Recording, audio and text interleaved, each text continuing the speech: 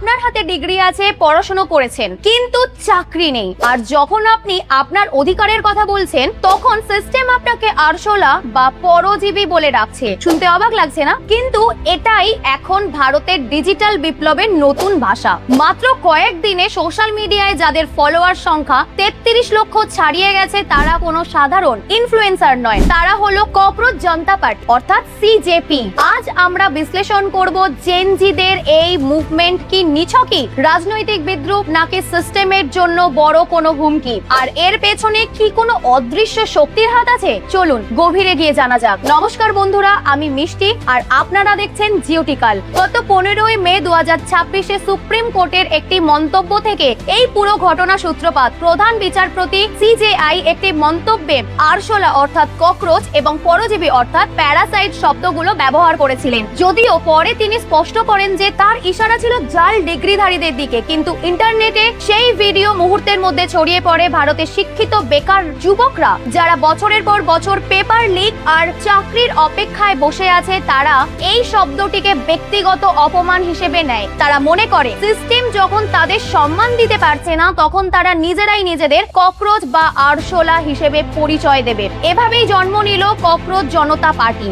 এখন প্রশ্ন হলো, এই আরশোলাদের সেনাপতিকে? তিনি হলেন 30 বছর বয়সী অভিজিৎ দীপকে। বোস্টন ইউনিভার্সিটি থেকে পাবলিক রিলেশনে পড়াশোনা করা এই যুবক আগে আম আদমি পার্টির সোশ্যাল মিডিয়া টিমেও কাজ করেছেন। অভিজিৎ যখন এক্সে একটি গুগল ফর্ম শেয়ার করেন, কয়েক ঘন্টার মধ্যে হাজার হাজার যুবক তাতে সই করে। আজ অবস্থা এমন যে আজ তাকের রিপোর্ট অনুযায়ী মাত্র 3 থেকে 4 দিনে তাদের ইনস্টাগ্রাম ফলোয়ার 33 লক্ষে পৌঁছেছে। 2 লক্ষেরও বেশি মানুষ তাদের ওয়েবসাইটে রেজিস্টার করেছেন। অভিজিতের ভাষায় ট্রেন্ড হলে 24 থেকে 48 ঘন্টায় শেষ হয়ে যেত, কিন্তু এটা একটা অর্গানাইজেশন বা মুভমেন্টে পরিণত হচ্ছে। বন্ধুরা, আপনারা কি মনে করেন শিক্ষিত যুবকদের এভাবে ট্রোল করা উচিত? আপনাদের মতামত কমেন্টে জানান। ভিডিওটি ভালো লাগলে লাইক করুন, কারণ আপনাদের সমর্থনই আমাদের এই গভীর গবেষণার শক্তি। বন্ধুরা, সিজেপি কোনো সাধারণ রাজনৈতিক দল নয়, এটি একটি ডিজিটাল বিরোধী দল। এদের ইস্তেহার বা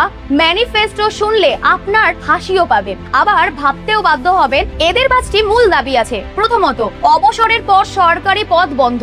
একবার চেয়ার ছাড়লে আর অন্য কোনো সরকারি বড় পদে বসা যাবে না। ভোট গায়েব হলে জবাবদিহি, অর্থাৎ নির্বাচনে কোনো অনিয়ম হলে প্রশাসনকে উত্তর দিতে হবে। নাম্বার 3, নারীদের 50% অধিকার, 33% নয়, অর্ধেক অংশীদারিত্ব চাই। নাম্বার 4, টিভি স্টুডিওর বিতর্ক নয়, বেকারত্ব আর মূল্যস্ফীতি নিয়ে কথা বলতে হবে। নাম্বার 5, দল বদল বন্ধ। ভোট পাওয়ার পর জার্সি বদলানো চলবে না। তারা বলছে তারা কোনো জার্নি বা মিছিল করবে না, তারা মিম আর ব্যঙ্গ বিদ্রুপের মাধ্যমে ক্ষমতার চেয়ারে বসা মানুষদের অস্বস্তিতে ফেলবে। এখন আসি সব থেকে বিতর্কিত প্রশ্নে, এর পেছনে কি কোনো বিদেশি চক্রান্ত বা আইএসআই সিআই এর রণনীতি কাজ করছে? দেখুন, যখনই ভারতে কোনো বড় মুভমেন্ট হয়, এই প্রশ্নগুলো ওঠে। তবে সোর্স থেকে পাওয়া তথ্য অনুযায়ী এটি সরাসরি একটি অভ্যন্তরীণ ক্ষোভের বহিঃপ্রকাশ। যাই হোক, প্রশ্ন উঠছে যে একজন বোস্টন ফেরত যুবক, যিনি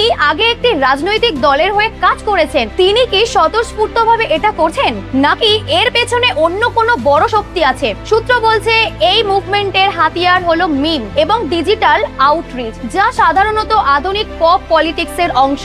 এটি কি কোনো বিরোধী দলের কৌশল? এই প্রশ্নটিও অনেকে তুলছেন। কিন্তু সত্যি এটাই যে যখন পেপার লিক আর বেকারত্বের কারণে যুবকদের দেওয়ালে পিঠ থেকে যায়, তখন তারা যে কোনো ভাষাকে প্রতিবাদের অস্ত্র বানায়। এখানে বিদেশি শক্তির চেয়েও বড় শত্রু হলো ভারতের ভেতরের সিস্টেমের ত্রুটি। এটি কি কেবল মজা নাকি বাস্তব হুমকি? বন্ধুরা, যখন দেশের শিক্ষিত যুবকরা নিজেদের আরশোলা বলে পরিচয় দিতে গর্ববোধ করে, তখন বুঝতে হবে ভরসা ভেঙে গেছে। সিজেপিতে যোগ দেওয়ার যোগ্যতাগুলো দেখুন। ঘোর বেকার হতে হবে, সব সময় অনলাইন থাকতে হবে এবং সিস্টেমের বিরুদ্ধে মিম বানানোর ক্ষমতা থাকতে হবে। শুনতে কৌতুক মনে হলেও এর পেছনে লুকোনো আছে শিক্ষিত বেকারত্বের চরম হতাশা। সোর্স অনুযায়ী এটি নির্বাচনী লড়াই লড়বে না ঠিকই, কিন্তু তরুণ প্রজন্মের মানসিকতায় বড় বদল আনছে। তারা এখন বড় বড় ভাষণের বদলে ছোট ছোট বিদ্রুপের মাধ্যমে সরকারকে প্রশ্ন করতে শিখছে। শেষ করার আগে একটি কথাই বলবো, একটি প্রজন্ম যখন স্বপ্ন দেখার বদলে বিদ্রোহকে অস্ত্র অস্ত্র হিসেবে ব্যবহার করে তখন সেটি সরকারের জন্য চিন্তার বিষয়। ককরোচ জনতা পার্টি কেবল একটি নাম নয়, এটি একটি দীর্ঘদিনের জমানো ক্ষোভের চিৎকার। আপনাদের কি মনে হয় এই ডিজিটাল প্রতিবাদ কি ভারতের রাজনীতিতে কোনো পরিবর্তন আনবে, নাকি এটি কেবল কয়েকদিনের সোশ্যাল মিডিয়া ট্রেন্ড?